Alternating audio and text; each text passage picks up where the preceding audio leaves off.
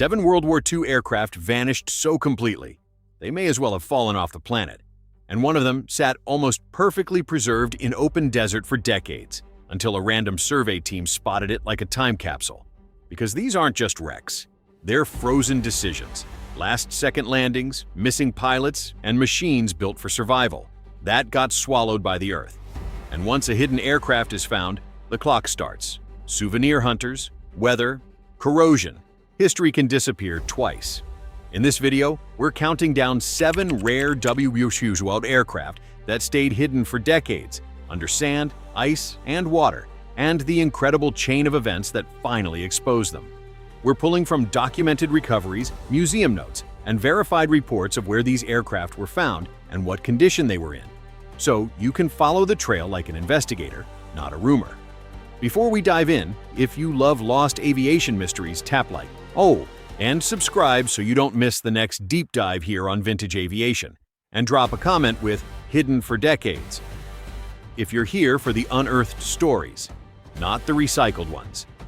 We're starting at number 7 and climbing to number 1, the aircraft whose hiding place feels impossible until you hear the details.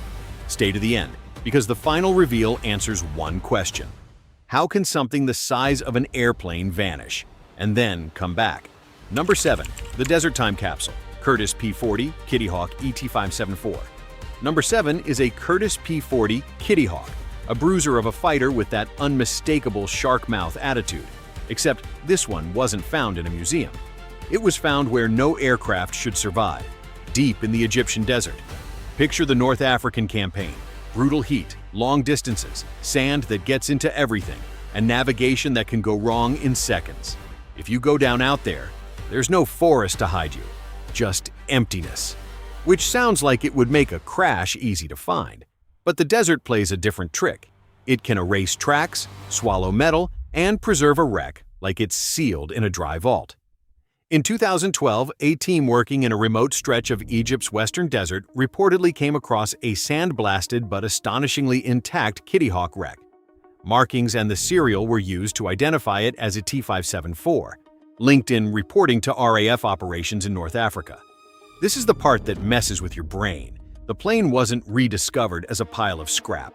It looked like someone had pressed pause on 1942, sun-bleached paint, wind-carved edges, and a cockpit that still felt personal. Even stripped and weathered, it carried a presence like a stopped clock. You'd think a find like that becomes an instant restoration dream. But with desert wrecks, the debate hits fast. Do you move it and risk destroying the story? Or leave it where it is and risk looting, weathering, and disappearance? Because found doesn't mean saved. Sometimes it just means now everyone knows where it is.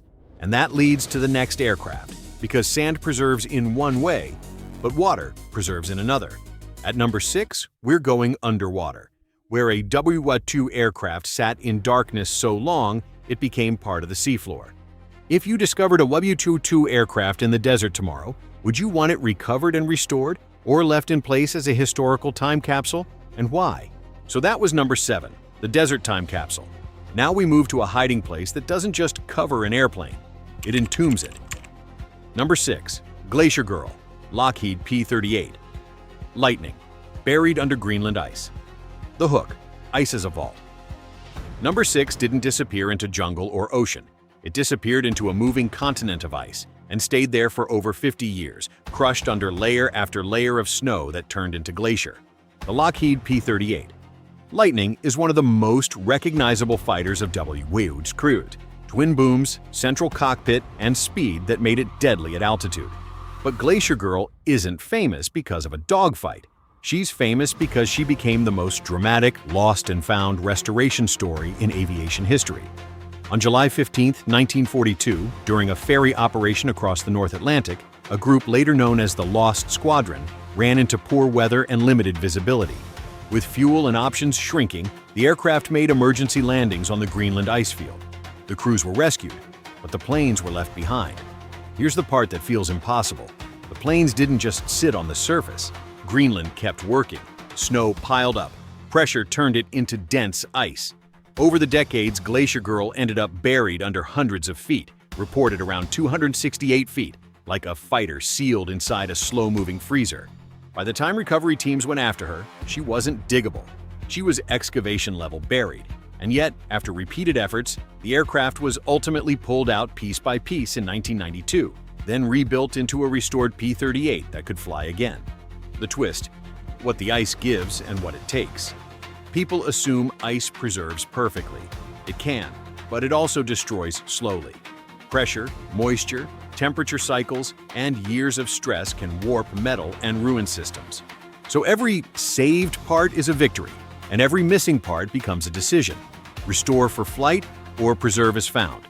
That debate follows almost every recovered warbird, and it's exactly why this story still sparks arguments today.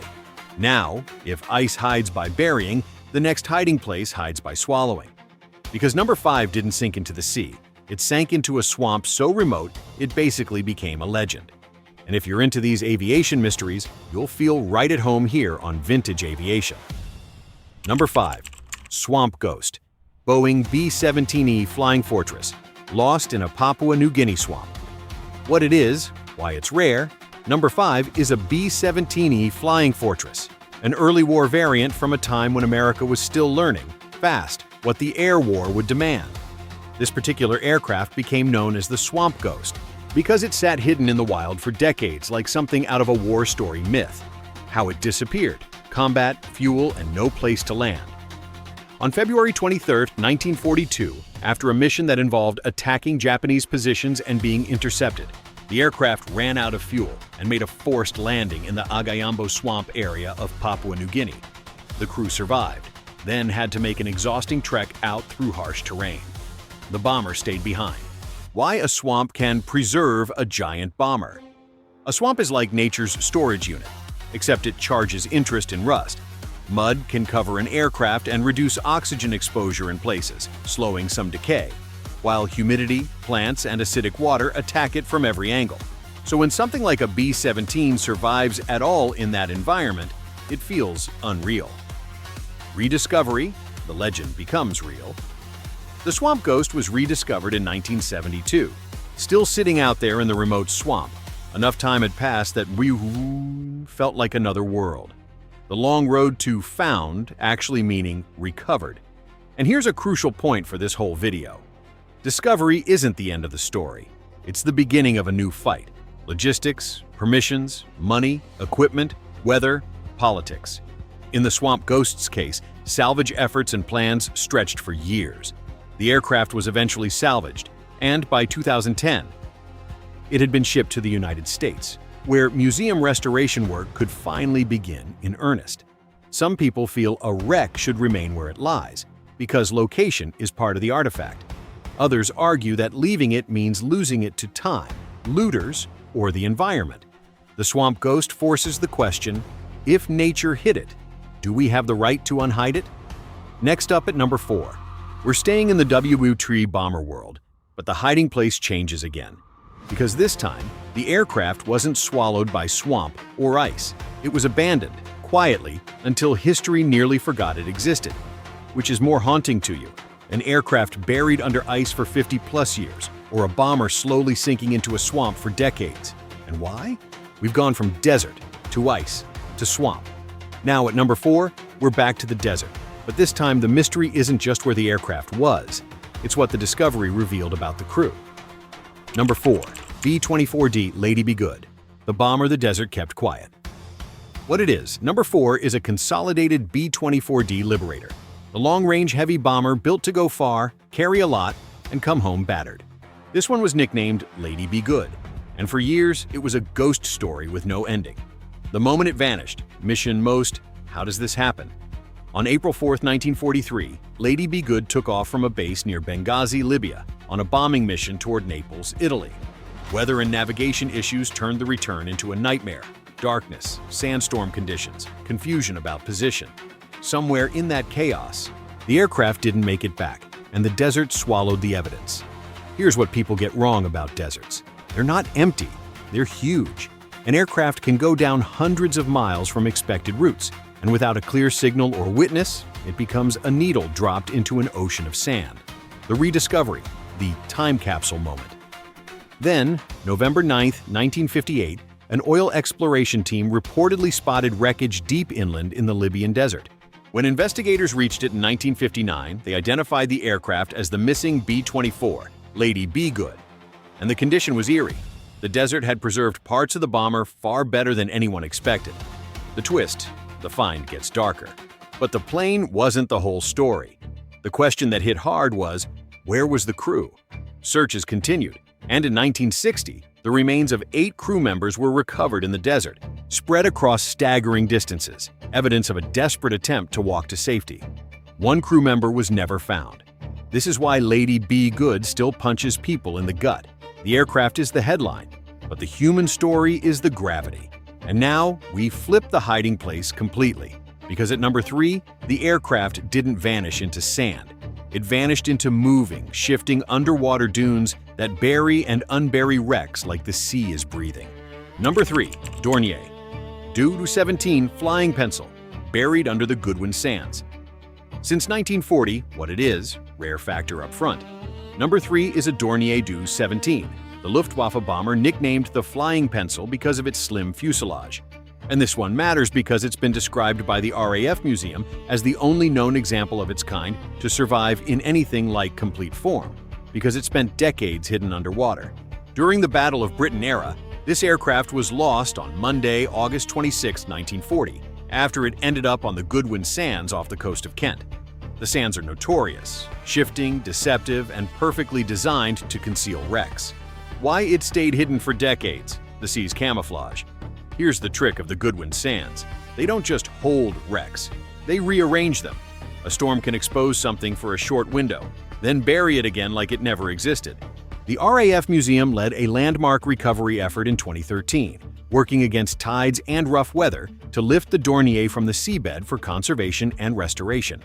Imagine that, an aircraft lost in 1940, finally rising back into daylight 73 years later.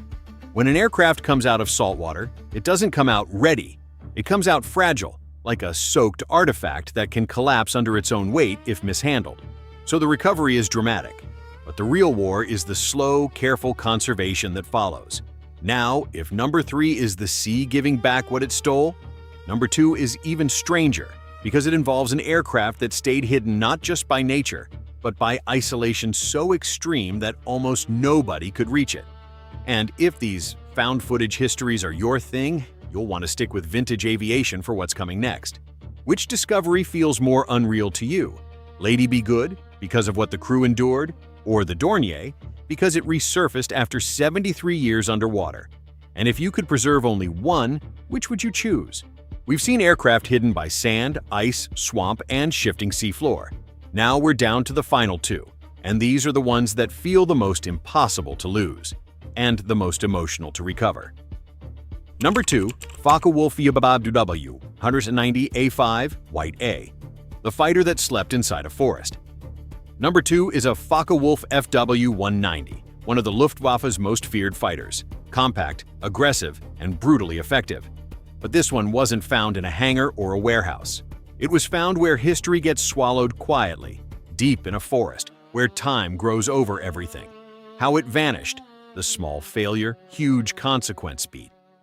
In the chaos of the Eastern Front, aircraft went down in places no one could safely reach, and sometimes no one even knew the exact location.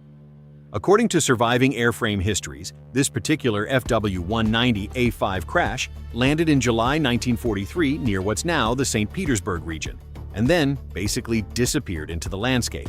Why it stayed hidden for decades? Nature as camouflage. Here's the terrifyingly simple reason aircraft remain hidden. The world keeps moving. A forest doesn't store a wreck like a museum does. It absorbs it. Leaves become soil. Soil becomes moss. Moss becomes a soft blanket that hides sharp metal edges. And once trees grow around a wreck, the aircraft stops looking like an aircraft at all. It becomes just another shape in the wilderness. The rediscovery, the time warp moment. Records indicate it was discovered in the late 1980s, around 1988 or 1989, still in the same area where it had gone down more than 40 years earlier. That's the mind-bender. For most of a human lifetime, this fighter was simply missing, while the forest carried on as if nothing happened. And then comes the part people don't think about. recovery isn't a single heroic moment. It's a long, delicate negotiation with physics and corrosion. Even if an aircraft is mostly there, it might be missing critical pieces, degraded structures, or systems that can't be saved. Yet this specific airframe became famous precisely because restoration efforts eventually brought it back, so much so that references note it later returned to the air in restored form.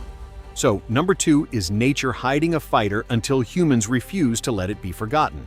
But number 1 is different, because it wasn't hidden in silence. It was hidden with names attached, families waiting, and a wreck lying underwater for decades until modern science finally reached it. And if stories like this are exactly why you watch aviation history, you're in the right place with Vintage Aviation. Number 1. B-24, Heaven Can Wait. Hidden underwater. Until the mission became personal. Number 1 is a B-24 Liberator, nicknamed Heaven Can Wait. And this is the reason it tops the list. It's not just a recovered aircraft story, it's a missing airman story, the kind where found can finally mean brought home.